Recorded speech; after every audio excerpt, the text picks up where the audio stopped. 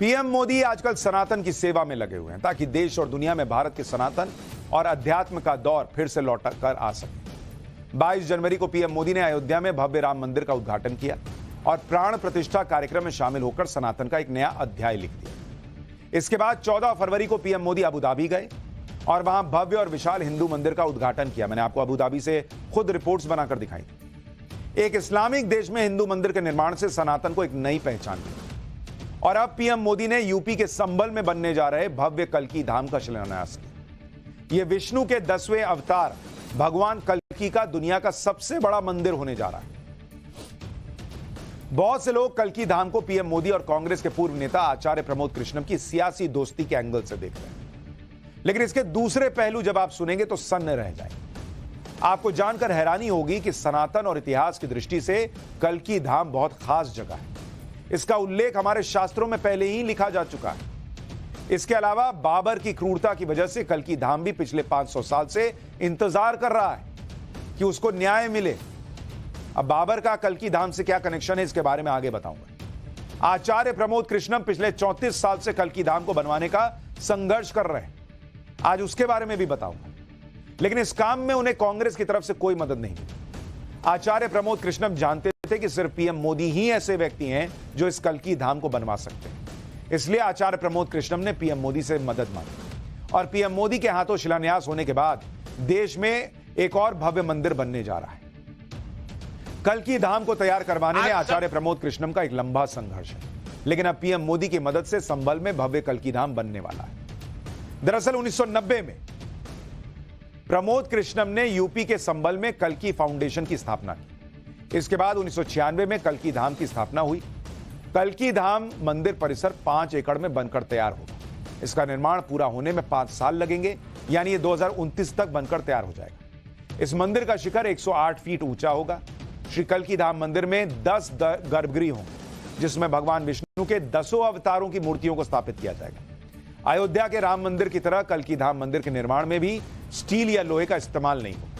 यहां भी निर्माण में अयोध्या के राम मंदिर की तरह राजस्थान के गुलाबी पत्थरों का इस्तेमाल किया जाएगा। मंदिर के अंदर भगवान कल्की की भव्य प्रतिमा लगाई जाएगी, जिसके लिए कई चित्रकार पेंटिंग तैयार करेंगे। हालांकि संभल में भगवान कल्की के मंदिर का काम शुरू करवाना आचार्य प्रमोद कृष्णम के लिए आसान नहीं रहा। इसके लिए आचार्य प्रमोद कृष्णम को एक लंबी कानूनी लड़ाई लड़नी पड़ी। आचार्य प्रमोद कृष्णम ने साल 2016 में भगवान कल्की धाम मंदिर बनाने के लिए संभल में जमीन खरीदी। उसी साल नवंबर में कल्की धाम का शिलान्यास होना था, लेकिन उस वक्त मुस्लिम किसान यूनियन ने इलाके के मुसलमानों का हवाला देते हुए मंदिर के निर्माण का विरोध कर दिया। मुस्लिम किसान यूनियन के विरोध के बाद संभल के तत्कालीन डीएम ने कल्की धाम मंदिर के निर्माण पर रोक लगा दी। यह सब उस वक्त हुआ जब यूपी में समाजवादी पार्टी की सरकार थी और अखिलेश यादव मुख्यमंत्री थे। साल 2017 में डीएम ऑफिस ने एक बार फिर संभल के सांप्रदायिक माहौल का हवाला देते हुए मंदिर के निर्माण की मंजूरी देने से इनकार कर दिया। इसके बाद अक्टूबर 2017 में आचार्य प्रमोद कृष्णम ने डीएम के आदेश को इलाहाबाद हाईकोर्ट में चुनौती दी। सुनवाई के दौरान हाईकोर्ट ने माना कि यह उस तरह का मामला नहीं है जिससे एक धार्मिक गुट की वजह से किसी दूसरे धार्मिक गुट की भावनाएं आहत हो रही। कोर्ट ने यह भी माना कि सुनवाई के दौरान मुस्लिम समुदाय के विरोध को लेकर कोई ठोस सबूत पेश नहीं किए।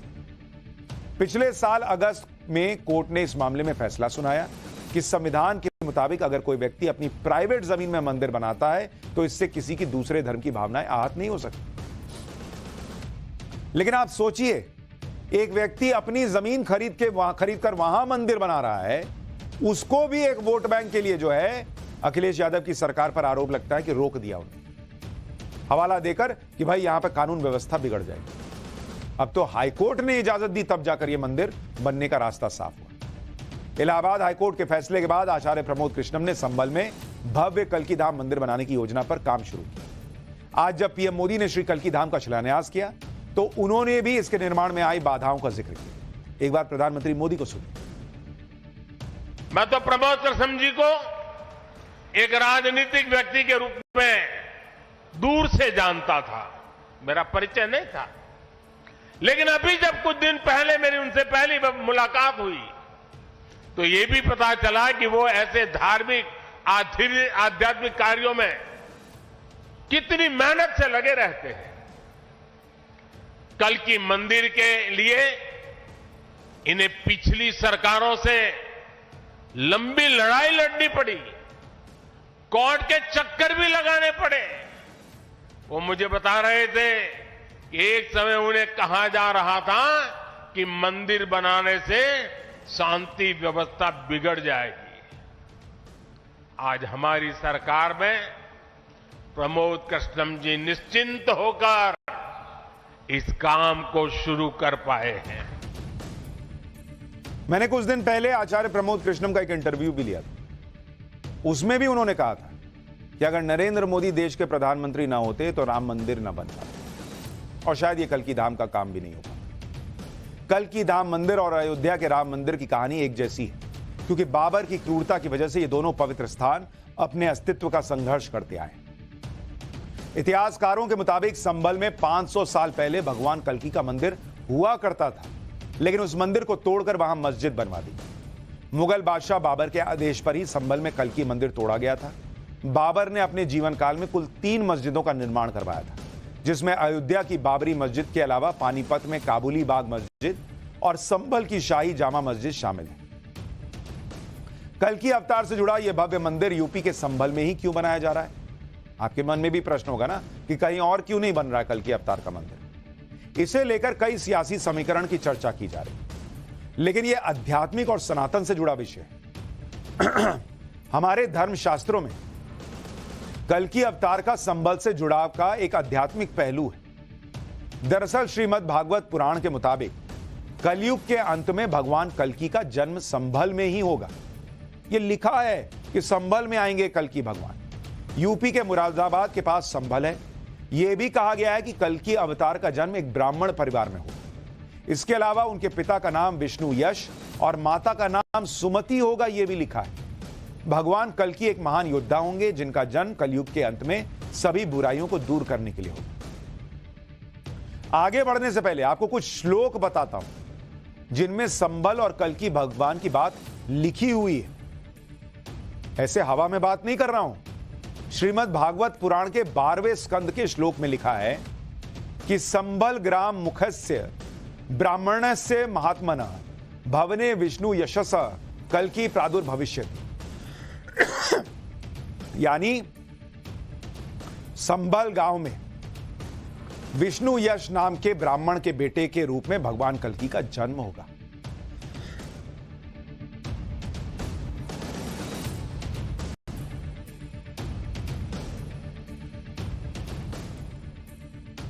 अब आप सोचिए, बकायदा लिखा है संभल का नाम, इसलिए वहां कल्कि धाम बन रहा है।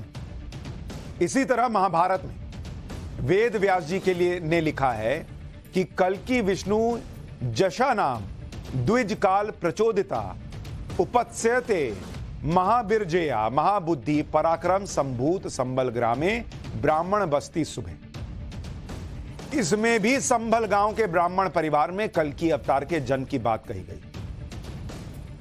धार्मिक मान्यता के अनुसार अलग अलग युग में भगवान विष्णु के 9 अवतार में जन्म लेने की बात है, लेकिन कलयुग के अंत में भगवान विष्णु के 10वें अवतार यानी भगवान कल्कि का जन्म होगा।